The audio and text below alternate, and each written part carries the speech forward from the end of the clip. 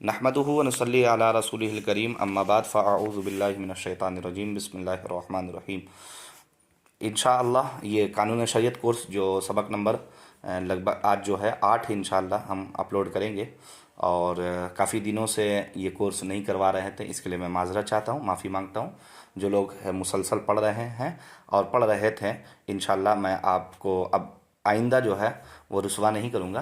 तो आप जो लोग मुसलसल तसलसल के साथ ये कोर्स कर रहे थे, मैं उनको मुबारकबाद देता हूँ कि आप अल्हम्दुलिल्लाह एक ऐसी किताब को पढ़ रहे हैं और एक ऐसा कोर्स कर रहे हैं कि जिसको करने के बाद इंशाअल्लाह आपके इल्म में बहुत इजाफ़ा हो जाएगा और आप अपनी ज़िंदगी को शरीयत की पाबंदी के साथ गुजारने में कामयाब हो जाएंगे।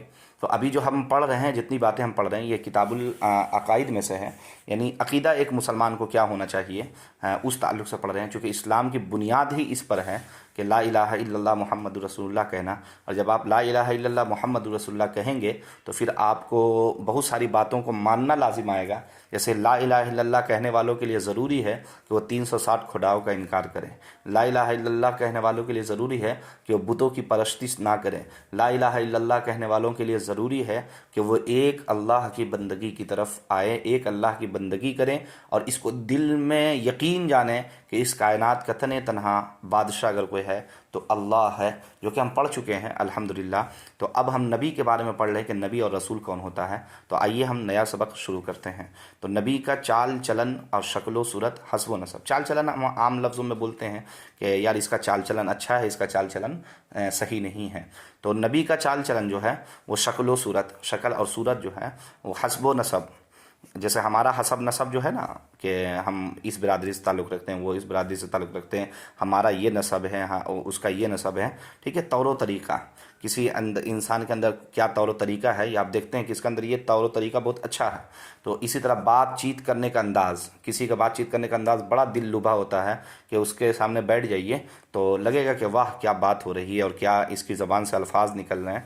तो नबी अलैहिस्सलातु वस्सलाम की का चाल चलन, शक्ल व सूरत, हस्ब व नसब, तौर तरीक़ा, बातचीत सब अच्छे और बेआयब होते हैं। यानी जितनी भी ये बातें हम बताए हैं सब अच्छे हैं और कामिल तरीके से अच्छे होते हैं अल्हम्दुलिल्लाह, और सब बेआयब, किसी में ज़रा बराबर भी आयब नहीं होता है। यानी नबी जो भी बात कहते हैं उसमें आयब नहीं है, हम कहेंगे तो उसमें आयब होता है और हमारे अंदर हो सकता है, होता है। लेकिन नबी अलैहिस्सलातु वस्सलाम का ये खासा है अंबिया कराम का कि उनमें किसी तरह की कोई आयब नहीं होते। नबी अलैहिस्सलाम के, नबी का जो अक्ल है, नबी की अक्ल कामिल होती है। कामिल यानी मुकम्मल। देखिए हम लोगों की अकल जो है ना वो मुकम्मल नहीं है, लेकिन नबी की अकल कामिल होती है। और सब नबी सब आदमियों से ज़्यादा अक्लमंद होता है। जितने भी आदमी हैं उन तमाम आदमियों में सबसे ज़्यादा अक्लमंद कोई होता है तो नबी होता है अल्हम्दुलिल्लाह। बड़े से बड़े हकीम फ़लसफ़ी, वही बता रहे, बड़े से बड़े हकीम फ़लसफ़ा की अक्ल जो है, ठीक है ना, नबी की अक्ल के लाखवें हिस्से तक नहीं पहुँचती है। नबी की अक्ल के लाखवें हिस्से तक बड़े से बड़े हकीम फ़लसफ़ी लोग जो होते हैं उनकी अक्ल जो है नहीं पहुंचती है, लाखवें हिस्से तक नहीं पहुंचती है नबी की अक्ल से। जो ये माने कि कोई शख्स अपनी कोशिश से नबी हो सकता है, ये कितनी अहम बात बता रही है यहाँ पर साहिब किताब, कितनी अहम बातें गौर कीजिएगा कि जो ये माने कि अपनी कोशिश से नबी हो सकता है। ज़ैद खड़ा हुआ कहा कि मैं अपनी इबादत के ज़रिए नबी बन जाऊँगा, रियाज़त के ज़रिए नबी बन जाऊँगा, तिलावत कुरान के ज़रिए नबी बन जाऊँगा, हम जद्दोजहद करके नबी बन जाएंगे। तो जो ऐसा माने कि ज़ैद बन सकता है तो याद रखिए वो काफिर है।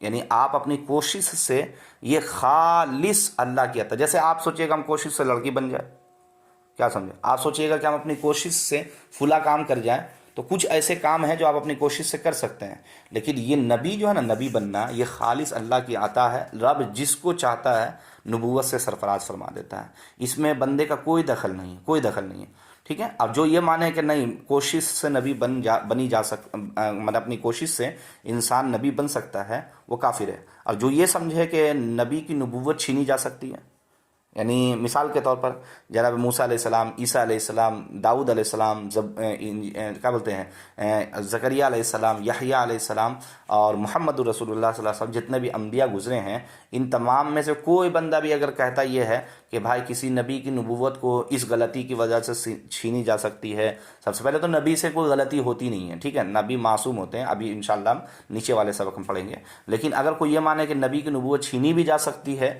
یہ چھینی گئی ہے، تو یاد رکھیے ایسا بندہ بلا کسی اختلاف کے ایسا بندہ کافر ہو جاتا ہے، اور وہ کافر کہلاتا ہے۔ کافر کا معنی ہوتا ہے انکار کرنے والا۔ اب جو نبی کی نبوت چھینی جا سکتی ہے، اس بات کو دل میں یقین کرے، اس بات کو بیٹھائے، تو وہ بندہ کافر ہو جاتا ہے۔ تو اسی لیے وہ کہہ رہے ہیں، اور جو یہ سمجھے کہ نبی کی نبوت چھینی جا سکتی ہے وہ کافر ہو جاتا ہے۔ چلیے الحمدللہ، آپ کو امید ہے کہ یہ باتیں سمجھ میں آئی ہوگی۔ آگے دیکھیے معصوم کون ہوتا ہے۔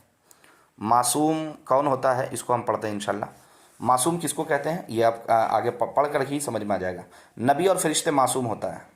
معصوم یعنی جس سے کوئی گناہ ہو ہی نہیں سکتا۔ اولیاء اللہ جو ہوتے ہیں یہ محفوظ ہوتے ہیں۔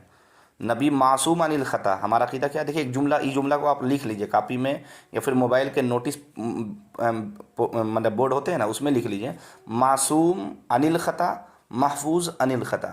معصوم عن الخطا یہ انبیاء علیہم السلام کا خاصہ ہے، یعنی جتنے انبیاء ہیں سب معصوم عن الخطا ہیں۔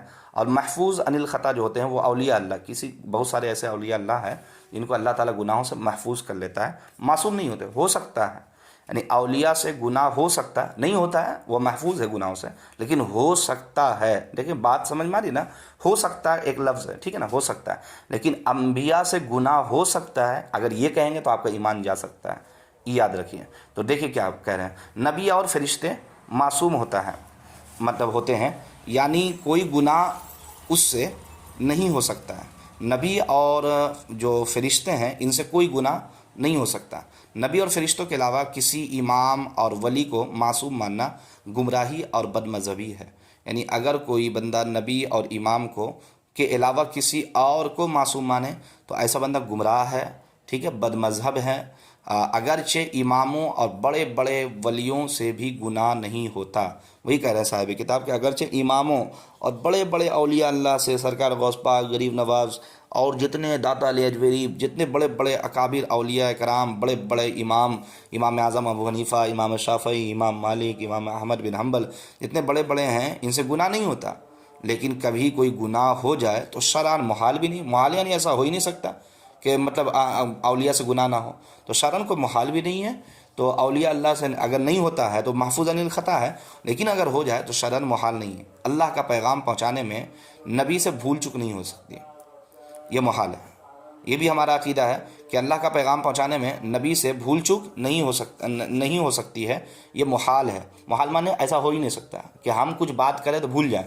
دیکھیے ابھی ہم جیسے آپ کو پڑھا رہے، ہو سکتا ہے کچھ باتیں ہم بتانے کے لیے آئے ہیں لیکن بھول گئے، ہاں بالکل ہو سکتا ہے کہ ابھی ہم آپ کو سوچ رہے تھے یہ بات اپنے ناظرین کو بتائیں گے لیکن ہم بھول گئے۔ لیکن انبیاء کرام علیہ الصلاۃ والسلام کی یہ صفت میں سے ہے، اور عقیدہ ہمارا یہ ہے کہ انبیاء کوئی باتیں، شریعت کی کوئی ایسی باتیں بھولتے نہیں ہیں کہ ارے یہ بتانا تھا بھول گئے، نہیں، انبیاء بھولتے نہیں ہیں۔ تو انبیاء جو ہیں اللہ کا پیغام پہنچانے میں نبی سے بھول چک نہیں ہو سکتی، یہ محال ہے۔ اور یاد رکھیں جو ہم کتاب پڑھ رہے ہیں یہ عقیدہ اہل سنت یعنی جو نبی کا عقیدہ ہے، جو صحابہ کے عقیدہ ہو، اسے کہتے ہیں، اس کے مجموعے کو کہتے ہیں کہ عقیدہ اہل سنت۔ تو ہم عقیدہ اہل سنت کے ماننے والے لوگ ہیں، تو الحمدللہ ہمارے ہم اپنے عقائد میں یہ لوگوں کو پڑھاتے ہیں کہ جو نبی اور فرشتے ہوتے ہیں وہ معصوم ہوتے ہیں، اور ان کے علاوہ جتنے بھی ہیں وہ کوئی معصوم نہیں ہوتے ہیں، محفوظ عن الخطا ہوتے ہیں۔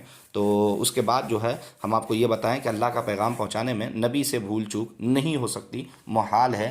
ان تمام باتوں کو رٹ لیجئے، ان تمام باتوں کو بار بار سنیے، اپنے ذہن میں بیٹھا لیجئے، یاد رکھیے اگر عقیدہ صحیح ہے تو پھر ہم جتنے بھی اعمال کرتے ہیں ان اعمال کا نتیجہ صحیح نکلتا ہے، اور عقیدہ اگر غلط ہے تو وہ تمام اعمال باطل ہو جائے گا۔ سب سے پہلی جو چیز ہے وہ عقائد ہے، اس لیے صاحب کتاب اپنی کتاب میں کتاب العقائد کو پہلے لائے ہیں، پھر اب اس کے بعد انشاءاللہ جب کتاب العقائد ہم پڑھ لیں گے پھر اس کے بعد کتاب الاعمال کی طرف ہم جاتے ہیں۔ تو امید ہے کہ آپ کو بات سمجھ میں آئی ہوگی، اور آپ دعا کریں کہ اللہ تعالی ہمیں اس کورس کو مکمل کرنے کی توفیق عطا فرمائے، اللہ آپ کو بھی سننے اور پڑھنے اور سمجھنے کی توفیق عطا فرمائے۔ تو اس ویڈیو کو آپ زیادہ سے زیادہ شیئر کیجیے۔ السلام علیکم ورحمۃ اللہ۔